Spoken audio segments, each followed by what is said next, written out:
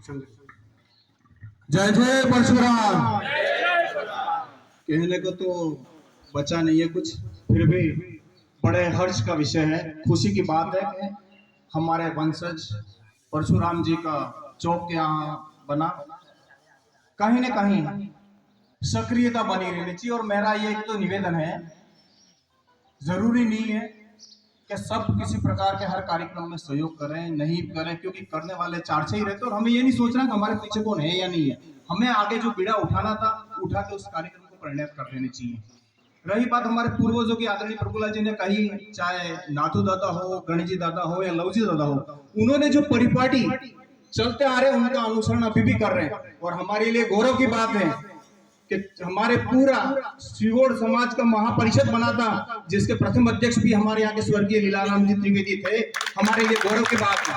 रही बात आपने एकता की बात कही, मैं कहना चाहूंगा जब प्रभुलाल जी ने भी समाज के अध्यक्ष के लिए दावेदारी करी, गांव के कहने पे गांव ने एकजुट होकर आपके साथ अपने गांव का नाम रोशन कराया।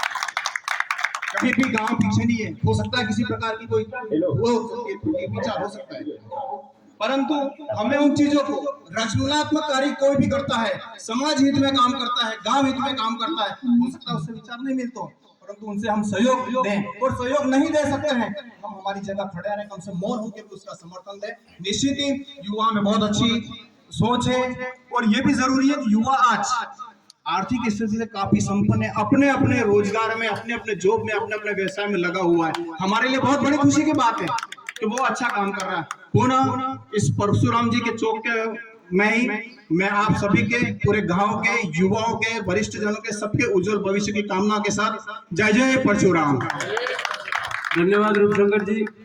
गांव के संगठन के बारे में इन्होंने भी बात की है। बहुत अच्छी अच्छी बातें आपको संगठन के बारे में विचार उपलब्ध कराए हैं इन लोगों ने। मैं और भी बुजुर्ग बैठे हैं, उन सब से और आप सभी से अपेक्षा करता हूं कि हमारा गांव का युवा जब जब भी किसी सकारात्मक सोच के लेकर आगे निकलता है, कोई अच्छी बात हो, गांव के हित की हो, समाज के हित की हो, इसलिए हम सबको उसमें खड़े रहना है।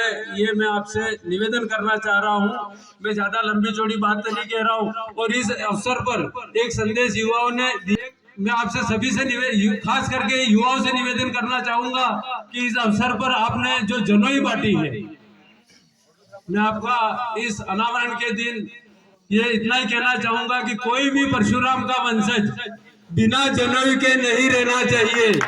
आज से ये प्रण कर लो, किसी के गले में जनेऊ का किसने भी अपमान किया, वो समाज का और गांव का अपमान कर रहा है। जनेऊ कोई सादे खेल नहीं है, क्योंकि जनेऊ की महत्ता प्रभुलाल जी जानते हैं कि हमारे एक भाई बंधु बदनावर में चले गए थे। यहाँ हमारे भाई साहब शिवराम जी बैठे हुए हैं, उनसे पूछिए कि जनेऊ की महत्ता क्या है। उस जनेऊ की एक तांगे की आड़ में हमारा विप्र बंधु बच के आया है। इसलिए आप ये मत समझो, एक अभी ये परीक्षा में जनेऊ उतरवा दी थी।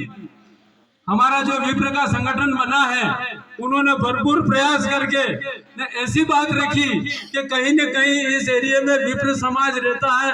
पहली बार ऐसा प्रशासन को हिला दिया, ऐसा मजबूत कार्य किया। इस संगठन को भी और अपन मजबूत बनाने का प्रयास करें और कंधे से कंधा मिलाने का प्रयास करें, क्योंकि अभी ये समय आ गया है कि जितने भी जनेऊधारी है, कोई शर्मा नहीं, कोई ये नहीं, कोई त्रिपाठी नहीं, कोई जोशी नहीं, कोई त्रिवेदी नहीं, कोई नहीं।